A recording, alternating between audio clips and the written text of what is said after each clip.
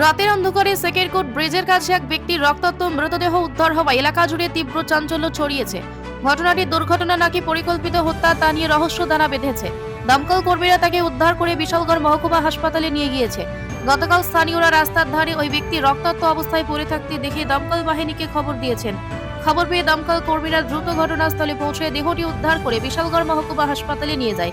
সেখানে চিকিৎসক তাকে মৃত বলে ঘোষণা করেন। পুলিশ সূত্রে জানা গেছে, মৃত ব্যক্তির পরিচয় এখনো পাওয়া যায়নি। দেহটি ময়না তদন্তে পাঠানো হয়েছে এবং ঘটনার প্রকৃতি নির্ণয়ে তদন্ত শুরু করেছে বিশালগড় থানার পুলিশ। বিশালগড় ফায়ার স্টেশনে একটা কল আছে সেটা গ্রুপ ব্রিজের আগে একটা অ্যাক্সিডেন্ট হয়েছে। তো আমরা প্রথম পথে যাই, ওখানে একটা লোক রাস্তার মধ্যে পড়ে রয়েছে সিরিয়াস কন্ডিশন। লোকটাকে আমরা বিশালগড় মহকুমা হাসপাতালে নিয়েছি। কি হয়েছিল? হ্যাঁ, কি হয়েছিল? কি হয়েছে বলতে ওই কিছু বলতে পারি না, তো রাস্তার মধ্যে পড়ে রয়েছে। নামটাম কিছু পাই না না না, এটা কোথায় ইনজুরি হয়েছে বেশি? মাথার মধ্যে রয়েছে। মাথা পেটে এখন কি লোকটা জীবিত আছে না? এখন ডাক্তারও বলতে পারবে না। আমরা আমি আগরতলা চাইতেছিলাম, আসার সময় দেখলাম সেকেন্ডপুর ব্রিজটা আছে না, ব্রিজটা ক্রস করে বডিটা করে দিয়েছে। তখন তো দাঁড়াইলাম, অনেক গাড়ি পেয়েছি, মানে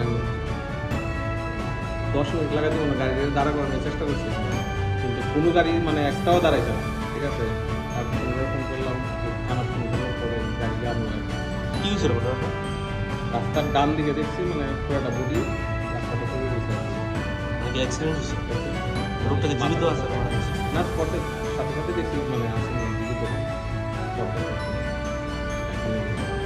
কি আনছে একটু বিশালগড় ফায়ার সার্ভিসের থেকে নিয়ে কোথায় বেশি মাথাটা তো নাই, মাথা তো অনেকটাই নেই। পরিচয় আমি জিজ্ঞেস করছিলাম, ওইখানে লোকাল কেউ দাঁড়াইছে না। লাস্টে একটা স্কুটি লোকাল তাকে দাঁড়া করালাম। তখন টাইনে কথা ছিল লোকটা বললো লেবার, ওইখানে মালটা টানে, তারা চিনছে কয়েকজনে। তো ওইখানে ফোন করছে, মানে তারা খবর দিয়েছে। আর এমনিতে কি জাতীয় সড়কের মধ্যে জাতীয় সড়কে রাস্তা বাস